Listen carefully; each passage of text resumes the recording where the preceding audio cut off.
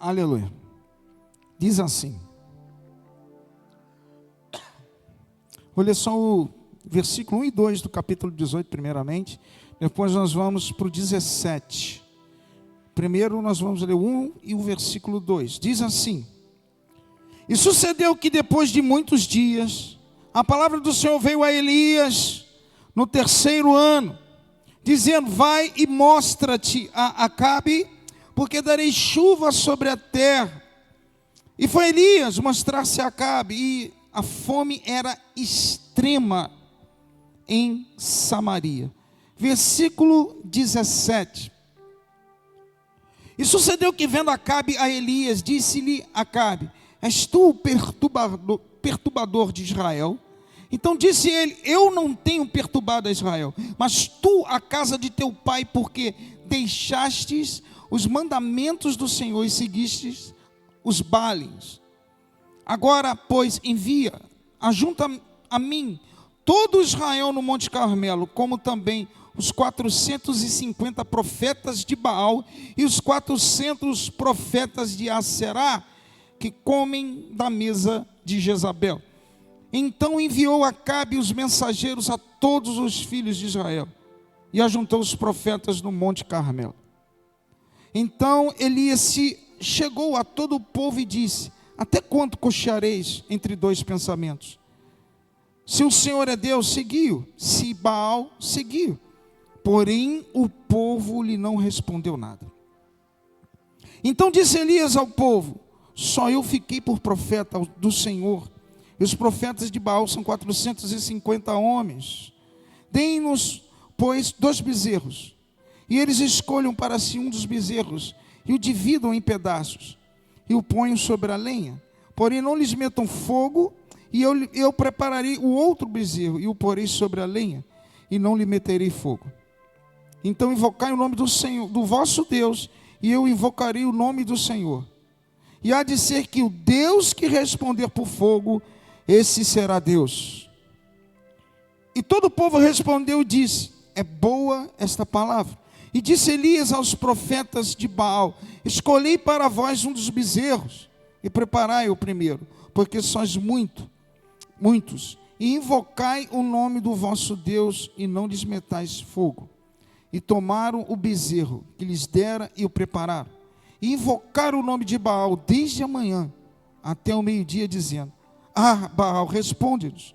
Porém nem havia voz, nem que respondesse, e saltavam sobre o altar que se tinha feito.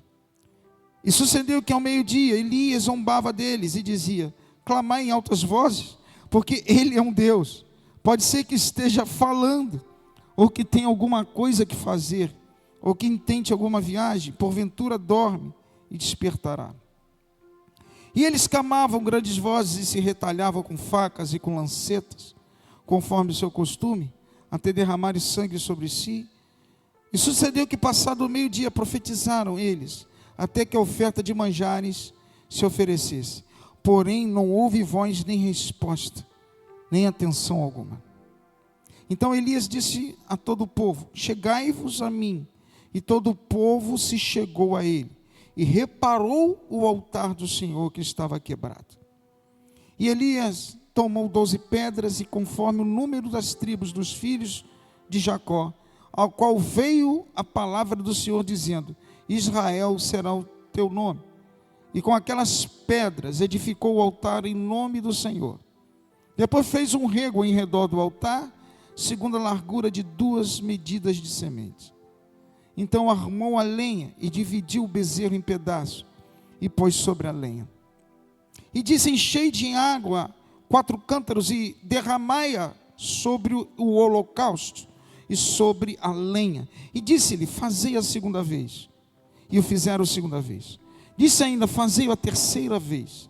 E o fizeram a terceira vez. De maneira que a água corria ao redor do altar, e ainda até o rego encheu de água.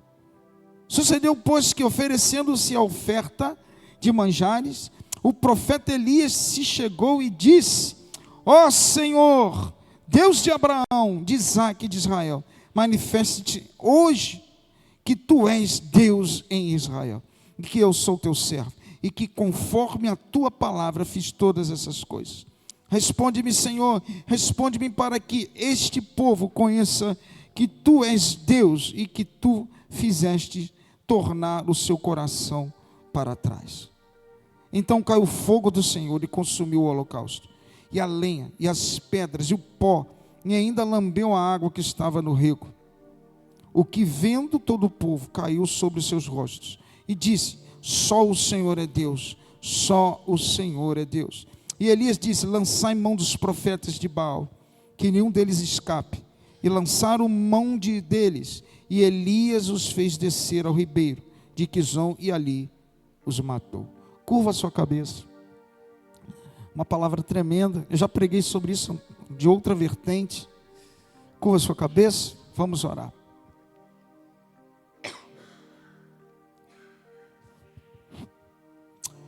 Aleluia. Sim.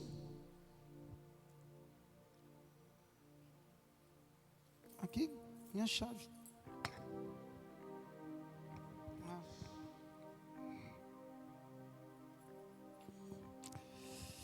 Curva sua cabeça, em nome de Jesus.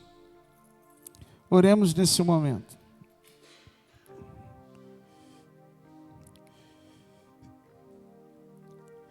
Senhor Deus e Pai, no nome de Jesus,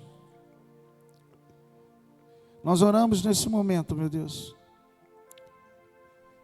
e agradecemos a Tua presença, agradecemos o Teu falar, agradecemos o Teu operar. Jesus, Tu tens a liberdade aqui. Ó Deus Todo-Poderoso, Tu tens a liberdade, fala conosco essa noite. Fala com cada um aqui, que saiam daqui edificados. Abra os ouvidos espirituais e me usa como instrumento nas Tuas mãos, em nome de Jesus. Amém. Amém. Dando prosseguimento, nós estamos na parte 4. Depois, se você quiser, você pega lá, está no grupo das comunicações, as outras 3 pregações. Isso é interessante para o teu crescimento, em nome de Jesus. O texto fala aí: veio a palavra do Senhor a Elias no 3º ano. Olha que coisa tremenda. A seca já durava 3 anos. Vegetação seca, gado, animais mortos, com certeza tinham espalhado pela terra de Israel. Não tinha água. Estava no auge. A Bíblia fala, que nós lemos, que a seca era extrema. Fala bem claro aí, no versículo 2. A fome era extrema, devido à seca. Não tinha animais, não tinha gado, não tinha vegetação. A ponto de Acabe pedir ao seu servo, se você quiser ler depois, lá no capítulo 17, Obadias, que era um servo dele, que inclusive guardou os profetas do Senhor, teve que sair para um lado, procurar pasto, e Acabe foi para um outro lado procurar pasto para poder sobreviver a nação, e não tinha. E quem era culpado disso tudo? Elias, por ordem de Deus. Agora imagina, Elias vendo aquilo tudo acontecer. Isso passa às vezes na minha cabeça, né? Agora imagine a caminhada de Elias, ele caminhando no meio daquilo, tudinho, porque Deus tinha dado a ordem: mandarei chuva sobre a terra. Ele teria que encontrar de novo Acabe, porque tem gente que acha que Deus não pode usar 2 vezes, né? Quando vem uma notícia ruim, tu usa, aí depois, opa, estou livre disso. Caramba, Deus pegou Elias de novo, você vai lá na frente dele. Olha que coisa. Imagina Elias andando por todo aquele lugar, a qual, através da palavra dele, por ordem de Deus, Deus usou Elias e secou, matou os animais. O que passava dentro de Elias? O caos dentro dele, vendo tudo aquilo ali. E agora, imagine, Deus 3 anos antes falou, nem chuva nem orvalho terão sobre a terra. Agora Deus dá a ordem: mandarei chuva, darei chuva sobre a terra. Vai lá de novo e enfrenta Acabe. Imagina agora Elias. Eu queria que você imaginasse essa cena. Ele foi caminhando no meio de tudo seco, de tudo destruído, de tudo morto. Tudo queimado. E talvez a gente não pensa o tamanho do caos pelo feito de Elias, né? Entenda agora a necessidade, muitas vezes, de nós passarmos na presença de Deus, no riacho e nas experiências que Deus nos dá. Porque Deus não só fortaleceu Elias na fé e na confiança, Deus trabalhou no emocional de Elias. Deus sabia que Elias lá na frente ia ter que voltar. Imagine se ele não tivesse a experiência de seca do rio, entender aquilo. Imagine ele não ver um menino morrer e depois sobreviver, porque o caminho que ele estava andando estava tudo seco e morto, mas Deus ia mandar vida para aquele lugar.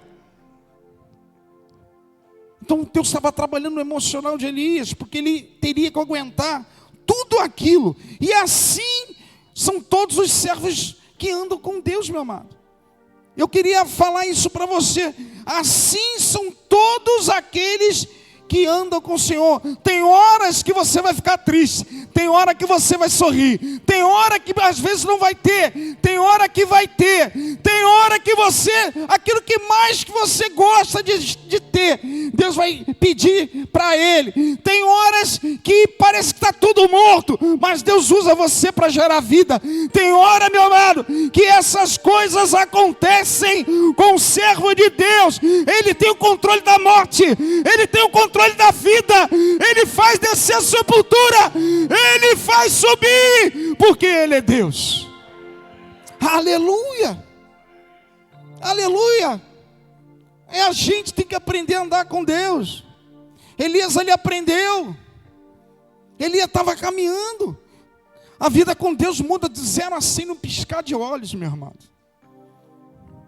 Deus trabalha na tua vida de uma forma que não é do jeito que você pensa, não é do jeito que eu penso. As coisas mudam perante a Deus de 0 a 100. Elias de repente estava pensando: caramba, já fiz minha parte. Não, volta aqui, agora vai lá. Imagina, Elias teve que passar por uma cidade todinha destruída por uma palavra dele. Saiu lá do canto dele, que já tinha lá, amado, farinha, azeite e vida.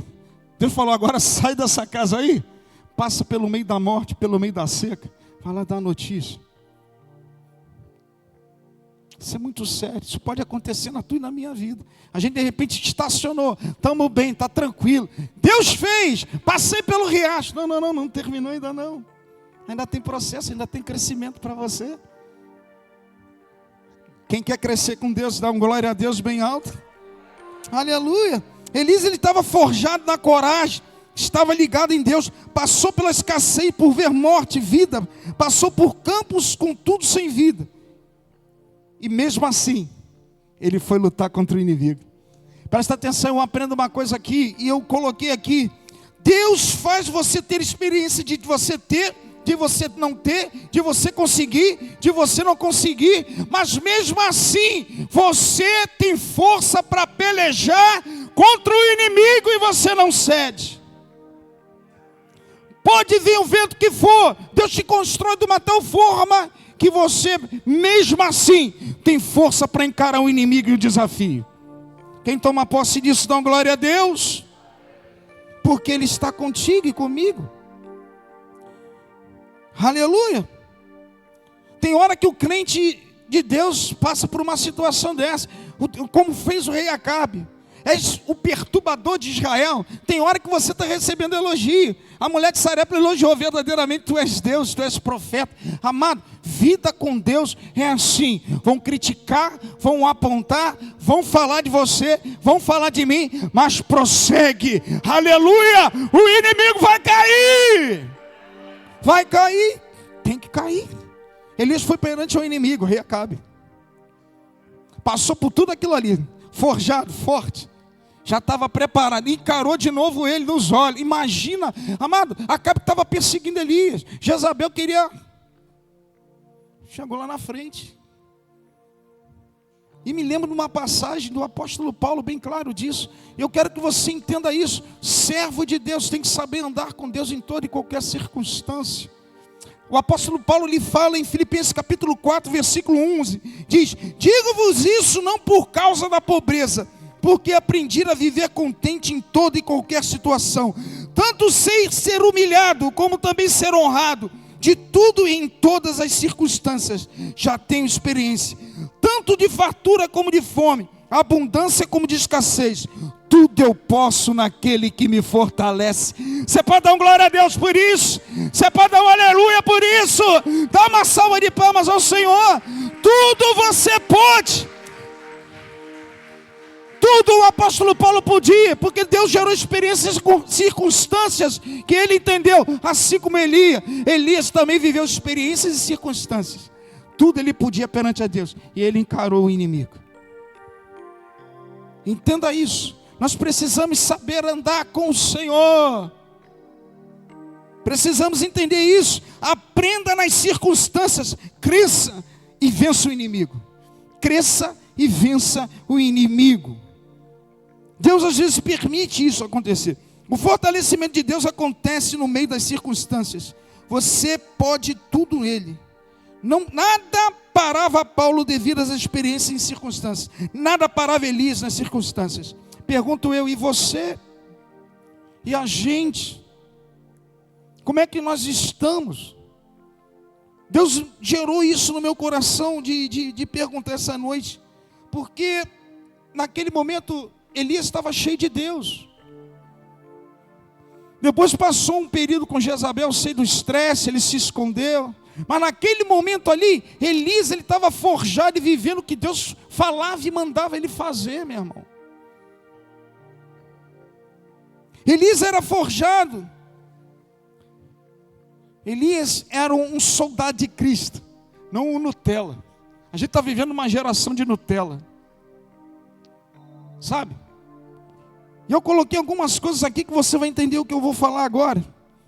O crente de Deus sabe viver e superar as circunstâncias. Não tem medo que está na frente. Amado, nós precisamos aprender a superar as circunstâncias que muitas vezes aparecem na nossa frente. Sabe por quê? Porque Deus guarda você. Se você tem experiências com Deus, Ele vai à frente, Ele vai na tua retaguarda, Ele está na tua lateral esquerda, Ele está na tua lateral esquerda. A Bíblia fala em Salmo 34, os anjos do Senhor acampam ao redor do que os teme e os livra do mal. Em todo lugar o Senhor é com você. Todo lugar. Se eu falar com cada um aqui, cada momento que viveu com Deus de dificuldade, de alegria, é assim que você tem que andar. Não existe para Deus crente só vitória. Eu vou falar disso e eu vou explicar o porquê. Sabe, meu amado, o que para muitas vezes, o que Elias viveu, e ele soube enfrentar, Elias não era intimidado. Elias sofreu intimidação. Por que tu está aqui na minha frente? Porque tu perturbas. Elias, ele recebeu intimidação do rei e ele encarou o rei. Muitas vezes o que nos para é a intimidação. Nós somos intimidados pela doença. Nós somos intimidados pelo aquilo que nós vemos. A gente é intimidado pelo desemprego. Nós somos intimidados por palavras contrárias. Nós somos intimidados quando nós vemos pessoas que muitas vezes são superiores em questões profissionais do que a gente. Aí a gente se acanha e diminui. O que para muitas vezes é o crente. É a intimidação. Sabe por quê? Porque muitas vezes não quer passar pelas experiências e circunstâncias que Deus dá. E quando você passa, você está forjado. Tudo eu posso naquele que me fortalece. Entenda isso, meu amado. Aí a gente fala de espírito de intimidação. Sabe o que é intimidação? Que Elias não tinha, ele enfrentou o problema e ele foi de frente. Intimidação é quando você faz o que a pessoa quer devido ao medo que você tem dela. Ou o temor que você tem dela. Aquilo que você não quer fazer, você acaba fazendo. Não por respeito, por medo. Você tem medo, você tem receio da pessoa. Aí você faz não querendo. Isso é intimidação. Quem está me entendendo? O espírito de intimidação a quem a pessoa. Por isso que Paulo, ele fala uma coisa tremenda para Timóteo. Segunda carta a Timóteo, capítulo 1, versículo 6, Paulo fala assim, ó, por este motivo, te lembro que despertes o dom de Deus que existe em ti, pela imposição de minhas mãos, porque Deus não nos deu um espírito de medo, mas de fortaleza, de amor e de moderação. Desperta, crente. Deus não te deu um espírito de medo, de temor. Desperta o dom que tem dentro de você. Escuta uma coisa, desperta o Espírito Santo, aquele que derrama os dons dentro de você, e joga por terra o espírito de covardia. Joga por terra o espírito de covardia. Paulo, ele fala, lembra-te do dom que existe dentro de você. Deus está falando para você, se lembra aquilo que aconteceu com você quando você entregou a tua vida a Jesus. Se lembra da palavra de Deus, que Deus fala que você pode todas as coisas. Se lembra e confia nele. Lembra-se disso. Timóteo estava enfrentando intimidação dentro da igreja. E a única coisa que Paulo falou, lembra-te do dom que habita dentro de você. O que habita dentro de você? O que habita dentro de você? Assis, o que habita dentro de você? Marisa, o que habita dentro de você? Posso todas as coisas naquele que me fortalece. Você pode dar uma glória a Deus por isso? Dá uma salva de palmas ao Senhor. Você pode.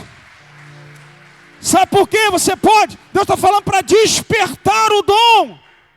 E tem gente que deixa amortecido, adormecido. Tem que despertar. Você tem que entender o que está dentro de você e o que você é perante a Deus. É por isso que a gente perde batalhas, porque você não desperta, você vai sozinho para lá. Elias foi com o Senhor. Entenda isso, meu amado. Deus já te deu, já está aí dentro. Falta você despertar e saber andar com Ele. Aí você vence tudo. Nenhuma intimidação pode parar um servo de Deus. Uma coisa é você ter respeito à autoridade delegada. Outra coisa é você ir na presença das pessoas com medo e temor. Desperta o que habita dentro de você. Encara o problema. E o inimigo cairá em nome de Jesus. Você pode dar uma glória a Deus? Aleluia. A gente está vivendo uma geração de crente Nutella, que quando o problema acontece dentro da igreja, está tudo bem, ele louva, ele adora, ele sorri, é o crente só vitória. Aí quando Deus leva para experimentar ele, por ele passar circunstâncias, para ele se fortalecer e ser usado lá na frente, ele pula fora, ele sai da igreja, ele acha que o problema é a igreja, ele vai para outro lugar com o mesmo problema, e ele não muda. Todo mundo tem que passar pelo ribeiro. Todo mundo passa por um momento com Deus. Moisés, ele era príncipe. Ele foi para o deserto. Só no deserto ele escutou a sarça falar. Para ele carregar uma multidão de pessoas. Gideão, ele teve que ir para o lagar. Jacó teve que lutar com o anjo. Até o anjo falar e mudar a vida dele. Jesus, ele foi tentar no deserto. E ele morreu na cruz por mim e por você. Dá um glória a Deus por isso. Tem deserto, mas tem vitória para a gente no final. Aleluia. Agora o crente, ele não quer passar por nada. O crente não quer ver a sarça falar. O crente não quer deserto. O crente não quer chegar e ficar no lagar. O crente não quer lutar com anjo. O crente não quer carregar sua cruz. Como é que fica? Num mundo desse aí? Você está acordado? Você está prestando atenção no que eu estou falando aqui? Elias, ele estava acordado. Passou 3 anos.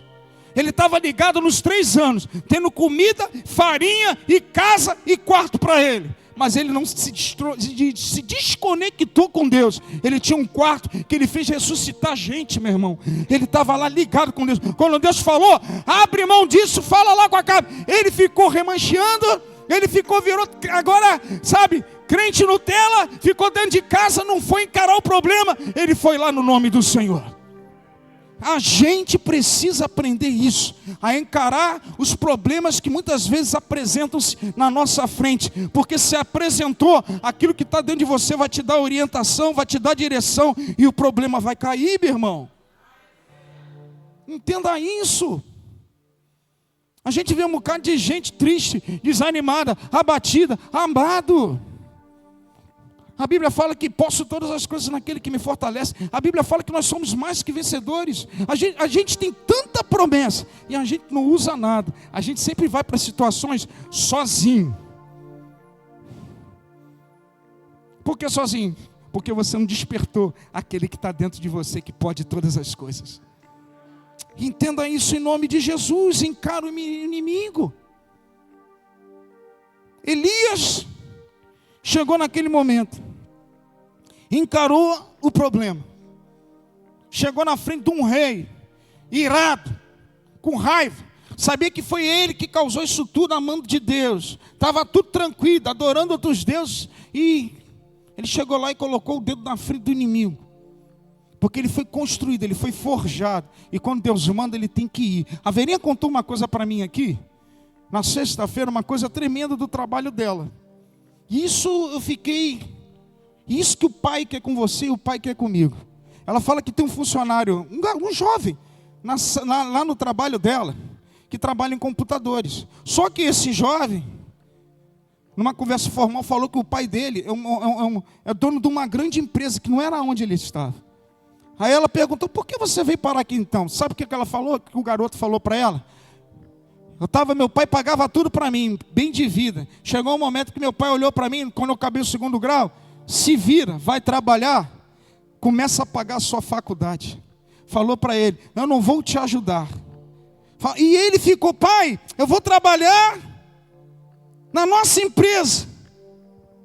Não, você vai arranjar um trabalho, você vai sacrificar, você vai pagar um preço. Sabe por quê? Para você valorizar o que está reservado para você.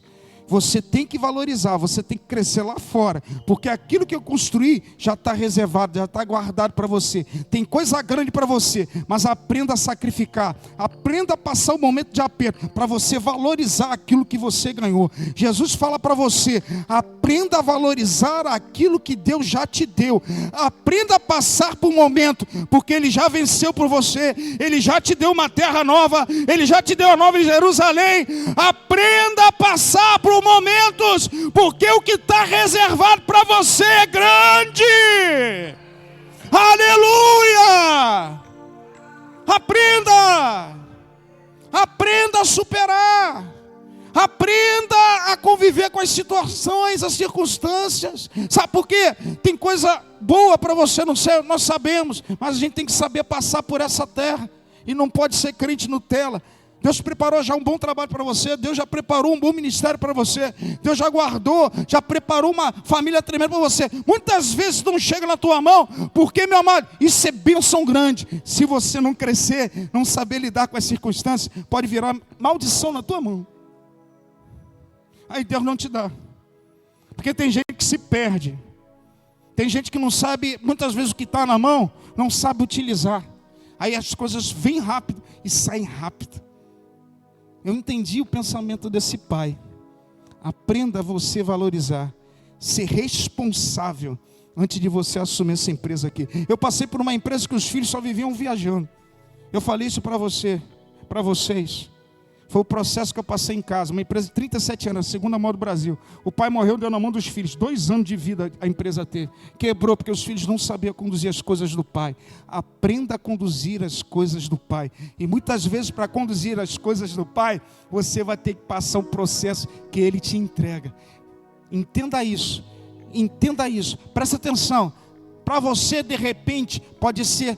Ah, pai, eu só quero vitória. Mas para Deus, meu irmão, no pensamento de Deus, aleluia, Deus quando dá as coisas para você e dá para mim, Ele está vivendo propósitos. Ele está vivendo propósitos.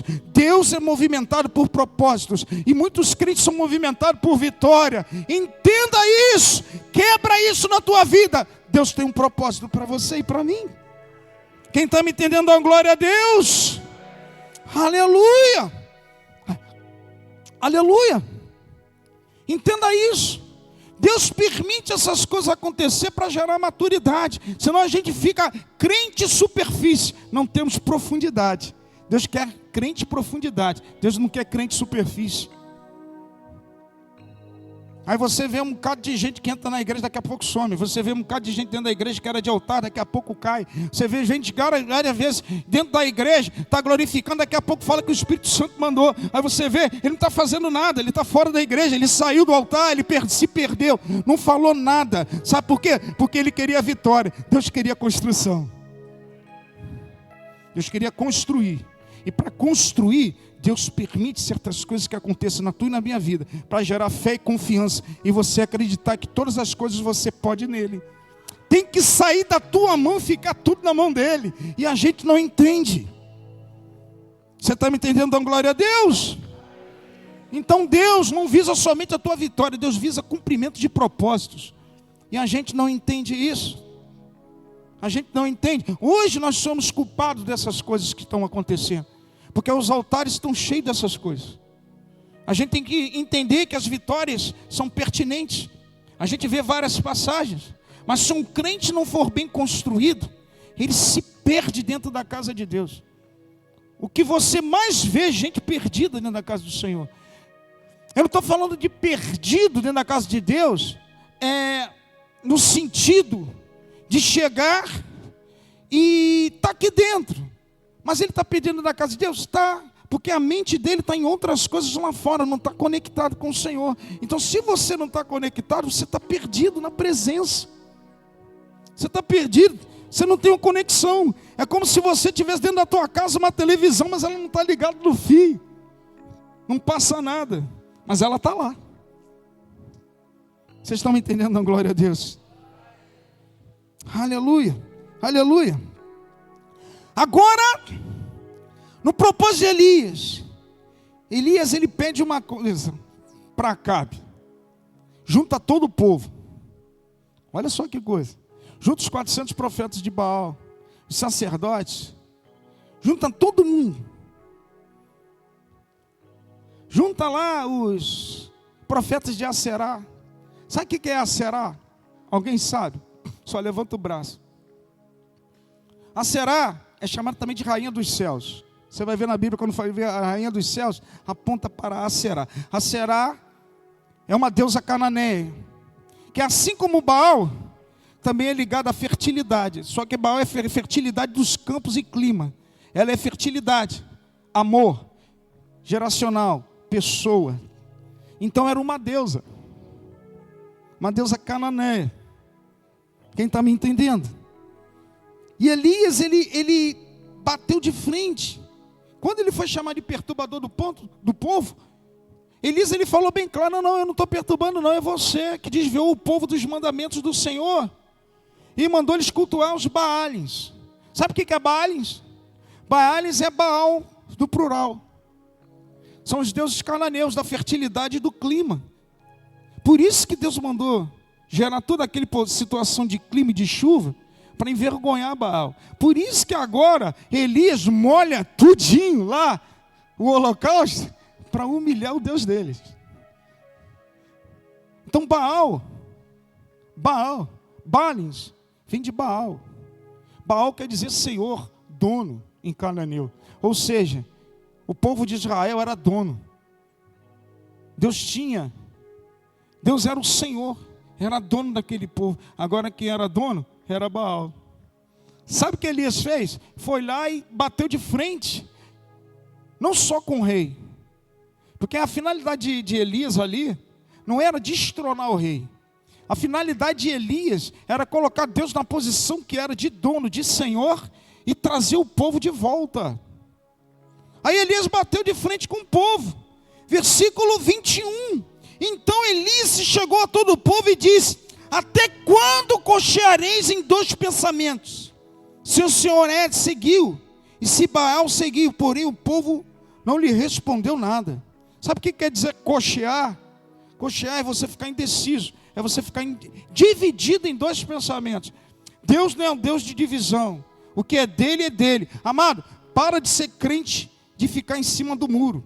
Se você está no muro, você não é de ninguém, você não é de Deus. Ou você é ou você não é. A Bíblia fala uma coisa tremenda. Mateus 6:24. Deus fala o seguinte: ninguém pode servir a dois senhores. Ou amará um ou odiará o outro. Ou aleluia, servirá um ou desprezará o outro. Não pode servir ao Senhor e a Mamon. Ou seja, Deus é um Deus de definição. Você só pode servir Ele. Deus é um Deus imutável. Você é dele, se é dele, pronto. Ele não divide nada dele com ninguém. E se tem povo de Deus aqui, dá um glória a Deus. Se você é do Senhor, dá um aleluia. Você tem um pai que cuida de você. Aleluia, você pode dar uma salva de palmas ao Senhor. Sabe o que quer dizer Mamon? Eu estou falando uma pregação também expositiva. Mamon não é Deus não, tá, meu irmão? Mamon é uma palavra aramaica, que quer dizer riquezas na sua forma pejorativa. A riqueza que destrói a pessoa. Então a gente fala o espírito de Mamon, ou seja, aqueles que são bitolados por dinheiro, aqueles que amam dinheiro, aqueles que a vida dele é movida por dinheiro, ou no muito ou no pouco. Aí você fala que o espírito de Mamon está atuando. Mamon é uma palavra que quer dizer riqueza em aramaico. Amém ou não amém? Por isso que você vai ver versões que Deus fala, não pode servir ao Senhor e as riquezas. No português, claro. E outros falam Mamon, porque é uma palavra aramaica, que a gente fala o espírito de Mamon. Amém ou não amém? Glória a Deus. Então Deus é um Deus imutável. O teu coração tem que ser dele, teus pensamentos têm que ser dele. Para de ficar no muro. A gente não pode trabalhar com o santo e com o profano. Ou você é ou você não é. Não se engane, se conserte. Não se engane. Não adianta você viver lá fora com os hábitos seculares se você está aqui dentro. Deus, ele não divide o que é dele. Ou você é ou você não é. Eu posso ler várias passagens aqui. Uma delas, primeiro livro de Samuel, capítulo 16, versículo 7. O nosso coração tem que ter o Senhor. O Senhor não vê como vê o homem vê o exterior. Deus vê o coração. Deus olha o coração. A Bíblia fala no livro de Provérbios 4, 26. Ele fala de todas as coisas que deve guardar. Guarda o coração, porque dele procedem as fontes de vida. A gente olha de um jeito, Deus olha por dentro. Ou seja, quem te conhece mesmo não é o pastor. Eu posso ter uma ideia de você. Você pode estar sorrindo para mim, mas quem olha você por dentro, só Ele sabe cada um. Só Ele conhece cada um. É por isso que Ele vai julgar cada um. Está me entendendo, meu amado? Eu não sou dono de ninguém. A gente olha para o exterior. Aí a gente olha um momento. Deus olha lá no final. Deus pegou Davi lá no final. Está dando para entender? Quem está entendendo o mistério, dá glória a Deus. Entenda isso. Aleluia. Agora imagina. Isso aqui é tremendo. No Monte Carmelo, estava lá Elias. Elias falou que só ele ficou. De todos os profetas. Versículo 22. Então disse Elias ao povo, só eu fiquei por profeta do Senhor, e os profetas de Baal são 450. Só tinha Elias. Porque Jezabel já tinha matado tudo, destruído tudo. Primeiro livro de Reis, capítulo 19, versículo 10. Eu vou ler para você. O próprio Elias falou, quando recebe a ameaça de Jezabel, falando com Deus, tenho sido muito zeloso pelo Senhor Deus dos exércitos, porque os filhos de Israel deixaram o teu concerto, derribaram os teus altares e mataram os teus profetas, e só eu fiquei. Ou seja, não tinha mais altares para Deus, e não tinha profeta nenhum, só estava ele. Agora imagina, Elias, depois de ver aquilo tudo morto, enfrentar um inimigo, ter que subir no monte, só ele fiel a Deus. De um lado, os profetas e sacerdotes de um Deus estranho que não era o Deus de Israel. Do outro lado, um povo dividido, indeciso, que não era de Deus, que quem está no muro não é de ninguém, só ele ali no meio. Aí eu te pergunto, você já passou por isso ou passa? No meio de uma multidão de parentes, só você é crente. No meio de uma multidão de vizinhos, só você é crente. No meio do teu trabalho, tudo que é tipo de espécie de gente, só você é crente, crente fiel. No meio da tua família, dentro da tua casa, só você professa o Senhor. Imagina isso. Eu queria trazer você para essa experiência. Eu sei que aqui a quantidade é muita. Eu posso falar nisso que eu também estou nesse meio. Tem gente que na minha família que é igual esse povo dividido. Diz que é, mas não dá testemunho de nada. É. Só vai de vez em quando aí. Os outros verdadeiramente são de Baal. Tem um bocado lá de... Você já viveu isso? Amado, Elias, naquele meio ali, ele chamou a atenção do povo. Quando estavam ali os profetas, ele, vem cá, por que vocês cocheiam em dois pensamentos? Vocês estão divididos. O povo não falou nada. A Bíblia fala que o povo ficou calado. É muito fácil, meu irmão, presta atenção nisso. Você dizer que é Deus e viver na neutralidade. Você no meio das pessoas, não querer se sujar, não querer se posicionar, não querer tomar para você a responsabilidade que Deus manda tomar, e você se comportar tipo neutro, querer agradar um e querer agradar o outro. Era que esse povo estava fazendo. É muito fácil, meu amado. E isso, ó, tem um montão de crente. Um montão de crente que não se posiciona no certo dentro de suas casas e nas suas vidas, e se acostumam com o errado. Presta atenção, crente para Deus é crente posicionado, não se acostuma com o errado, ele é posicionado no certo. Se tiver que lutar sozinho, vai para frente. Se tiver que falar no nome do Senhor, chamar atenção, fica na posição, porque no final Deus vai descer fogo e você vai vencer, meu irmão. Aleluia! Um bocado de gente dentro da casa do Senhor que abre brecha para tudo que é jeito. E se acomodou, e se acostumou com o erro, e convive com ele, e se descrente. A gente tem que denunciar o erro, temos que expulsar o erro. A Bíblia fala que Elias bateu de frente, o fogo desceu, e aquilo que era do inimigo, tudo foi desbaratado. Deus tirou, Deus fez morrer. Então se você não se posicionar, ele fica lá tomando conta da terra.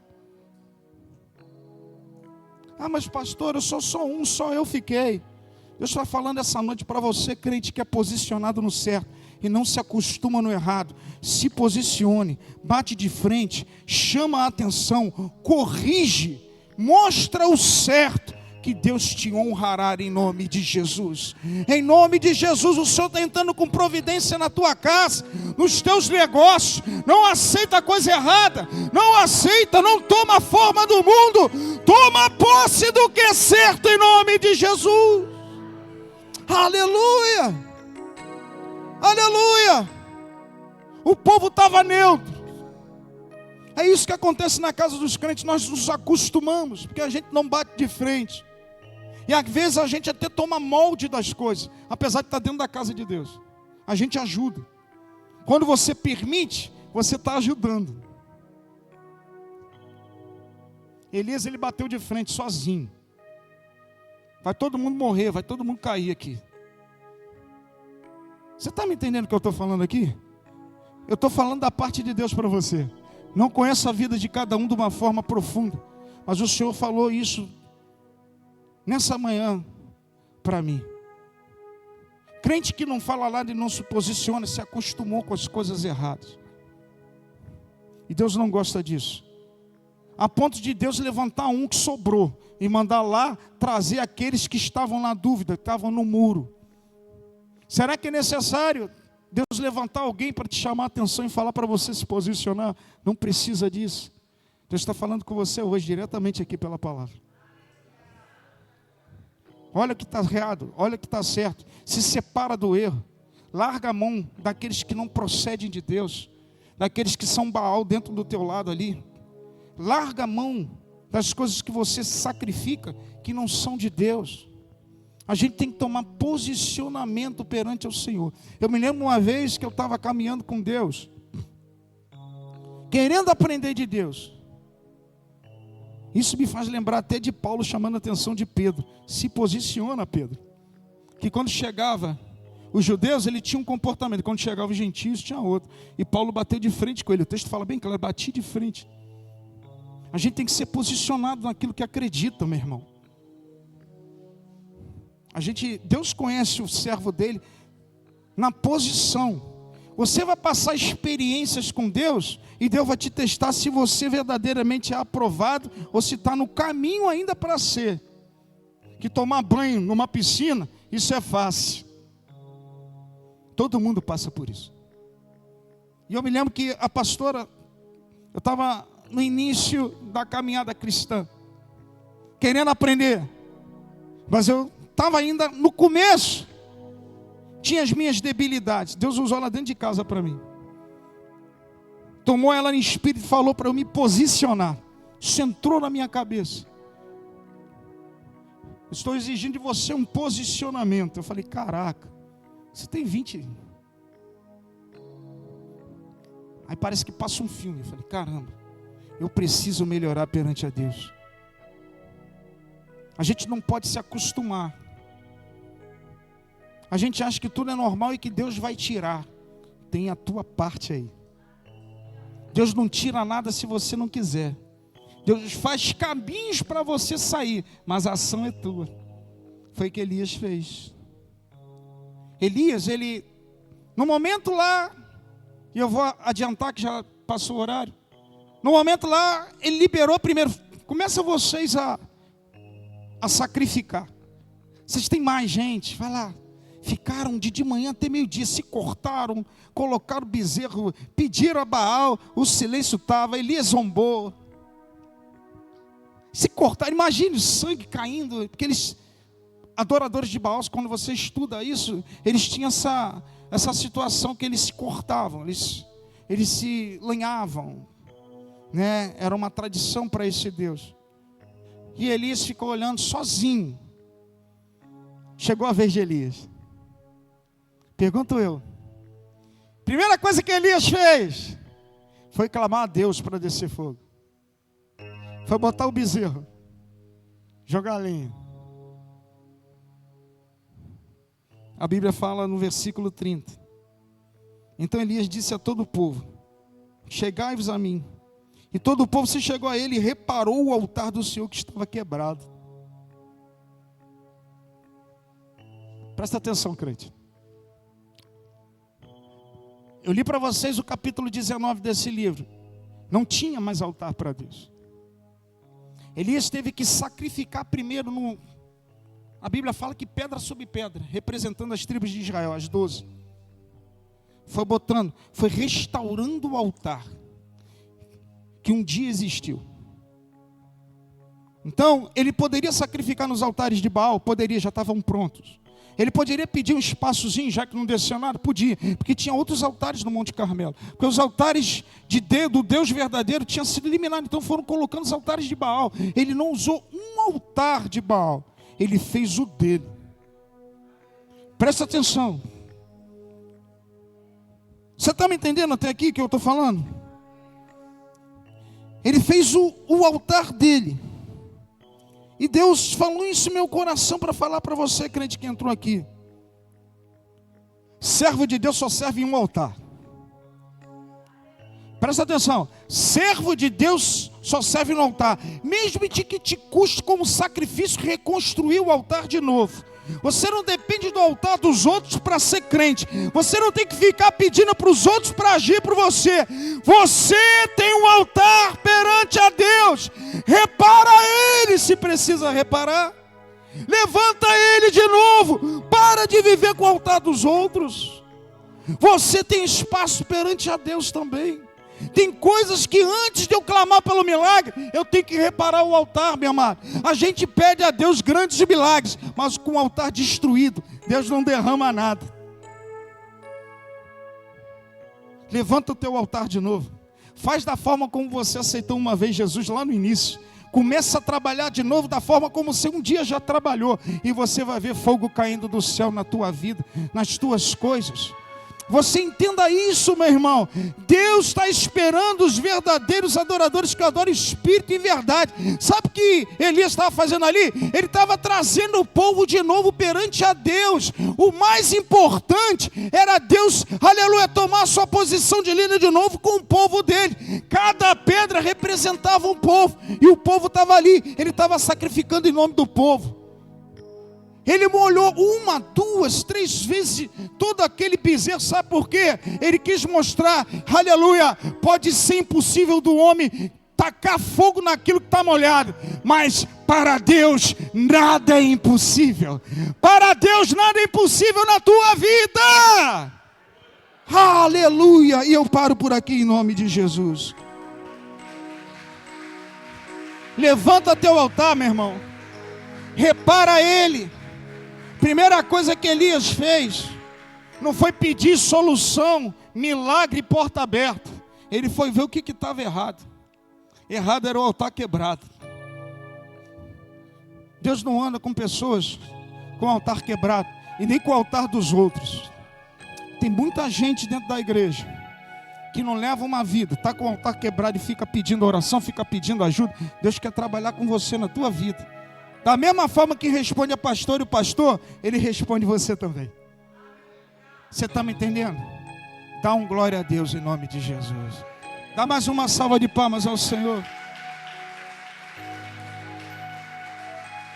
Sobe aqui, ministério. Em nome de Jesus.